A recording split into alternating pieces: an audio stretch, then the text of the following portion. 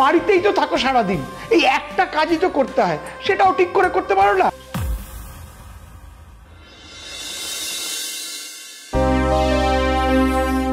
কি গো, আর কতক্ষণ ওয়েট করতে হবে? আরে বেলা 10টা বাজে, এখনো ব্রেকফাস্ট তৈরি হয়নি।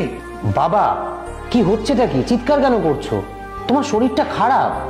আর মায়েরও তো বয়স হচ্ছে, মায়ের শরীরটাও তো খারাপ, একটু না হয় সময় লাগছে। কি হয়েছেটা কি? আর আমার শরীর, সে ব্যাপারে তোমার মায়ের কোনো খেয়াল আছে? যদি খেয়াল থাকতো তাহলে এতক্ষণ আমার ব্রেকফাস্ট করে প্রথম সকালের ওষুধটা খাওয়া হয়ে যেত। বাবা পূজা তো গেছে রান্নাঘরে মাকে সাহায্য করতে, তাড়াতাড়ি হয়ে যাবে, এক্ষুনি চলে আসবে। কেন পূজা, কেন? পূজা সারা সপ্তাহ অফিস করবে, তারপরে এসে রান্নাঘর সামলাবে। আজকে পূজার ছুটির দিন, আজকেও পূজা রান্নাঘরে আছে। তো পূজা যদি ঘরে বাইরে সব কাজই করবে, তাহলে তোমার মা আছেন কি করতে? এসে গেছি, এসে গেছি, এই যে এসে গেছি, গরম গরম এই কচুরি।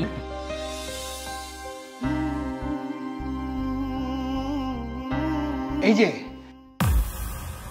দেরি যখন হয় তখন একটু তাড়াতাড়ি শুরু করতে পারো না? তুমি তো জানো ডাক্তার আমাকে বলেছে 10টার মধ্যে ব্রেকফাস্ট করে ওষুধটা খেতে। হ্যাঁ এই তো দিচ্ছি দিচ্ছি। মা আপনি বসুন, আমি সবাইকে সার্ভ করে দিচ্ছি, আপনি বসুন। দিন বাবা, প্লেটটা দিন দিন, আমি নিয়ে দিচ্ছি। আসলে বাবা কি হয়েছে, মায়ের তো শরীরটা ভালো নয়, আর সকাল থেকে পায়ে ব্যথাটাও বেড়েছে, তাই মা সকাল থেকে কাজ করতে পারিনি। কিছু হবে না, আমি এক্ষুনি দিয়ে দিচ্ছি, দেখুন।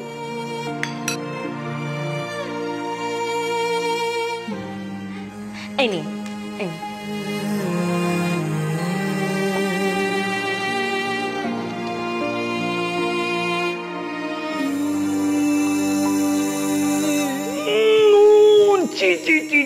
একেবারে নুনে পড়া। তুমি কি রোজ রোজ নতুন করে রান্না শিখছো?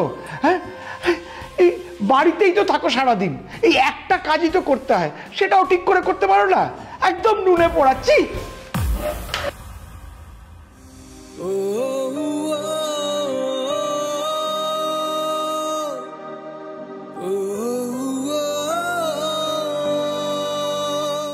মা তুমি বাবার কথা কিছু মনে করো না, একদম মন খারাপ করো না।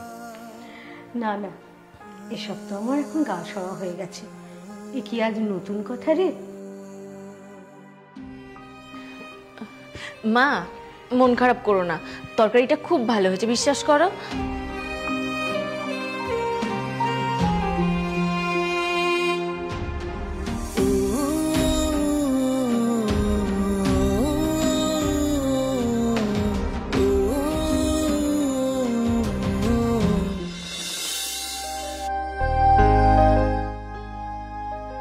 তোমার কফি। Thank you. মায়ের প্রতি বাবার এই দুর্ব্যবহার আমার আর ভালো লাগছে না। বাবা সবসময় মাকে অপমান করে, ছোট করে, যেন মানুষ বলেই মনে করে না। আচ্ছা বাবা কি মনে করে বলো তো? মা সারাদিন কোনো কাজ করে না, কিন্তু এদিকে যে মাই সারাদিন বাড়িতে সব কাজ করে, একা হাতে আমাদের সবাইকে সামলায়। আর আমি তো মাকে কোনো কাজেই হেল্প করতে পারি না, সকাল হলেই অফিসে বেরিয়ে যায়। দিন দিন মায়ের প্রতি বাবার এই দুর্ব্যবহার আমার একদম ভালো লাগছে না। তুমি ঠিকই বলছো, ব্যাপারটা আমিও নোটিস করেছি। ইদানিং বাবা মাকে একটু বেশি অপমান করে। আমি বাবাকে বুঝিয়েছি, কিন্তু যাই হোক, তুমি বাদ দাও, দেখি কি করা যায়।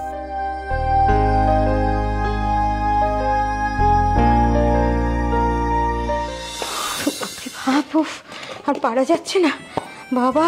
মা, ও মা, আর টিফিনটা দাও, দেরি হচ্ছে তো। ওরে বাবা দাঁড়া না, দিচ্ছি তো, সব রেডি করতে সময় তো লাগে নাকি? বাবা সকালবেলা এত কাজ থাকে না। মা আজকে বাদ দাও, টিফিন আর দিতে হবে না, অফিসে একটা জরুরি মিটিং আছে, খুব তাড়াতাড়ি যেতে হবে। এই চলো পূজা। এই হয়ে গেছে বাবা, টিফিনটা তো হয়েই গেছে, নিয়ে যা নিয়ে যা। পূজা টিফিনটা নিয়ে নাও মা, নিয়ে যাও। আসি মা। সাবধানে যা, সাবধানে গাড়ি চালাস। টুকা টুকা।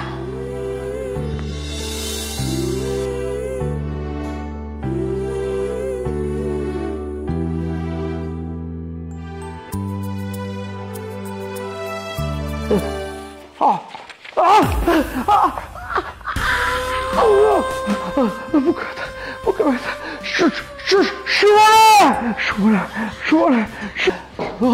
কি হয়েছে? বুকে বুকে বুকে ব্যথা। বুকে ব্যথা? কোথায় ব্যথা করছে? আমি এখন কি করি? পূজা, শোন না, কেউ তো বাড়িতে নেই, তাহলে ওদের ফোন করতে হবে, ওদেরকে ফোন করতে হবে।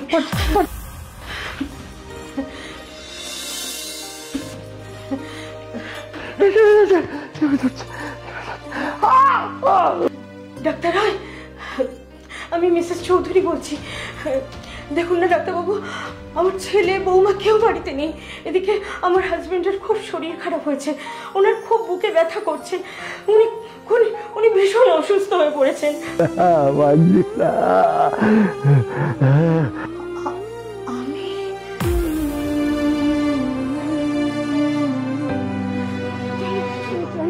তোমাকে ডাক্তারের কাছে যেতে হবে, একটু চলো।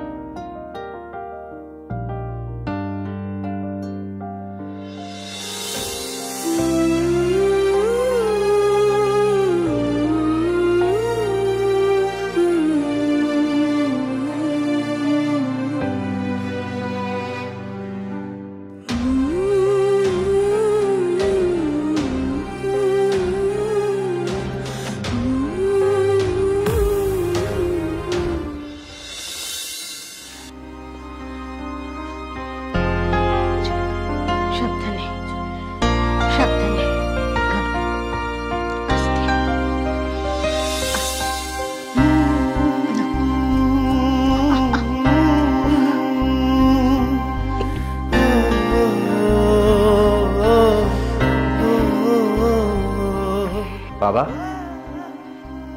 এখন তোমার শরীরটা ঠিক লাগছে তো? তোমাকে নিয়ে আমরা খুবই চিন্তায় ছিলাম। হ্যাঁ বাবা, আজকে তোমাকে চলে গেলাম, কি হতো?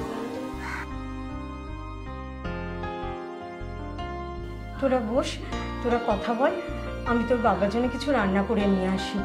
ওনার ওষুধ খাওয়ার সময় হয়ে গেছে। শোভনা, দাঁড়াও। আজ তোদের মা না থাকলে আমি বেঁচে ফিরতাম না। এই যে আজকে আমি তোদের সামনে বসে আছি, সেটা তোর মার জন্য।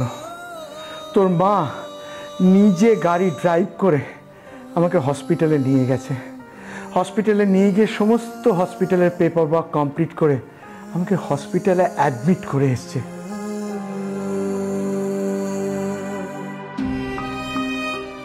আচ্ছা আচ্ছা সুমনা, তুমি গাড়ি চালানো শিখলে কবে?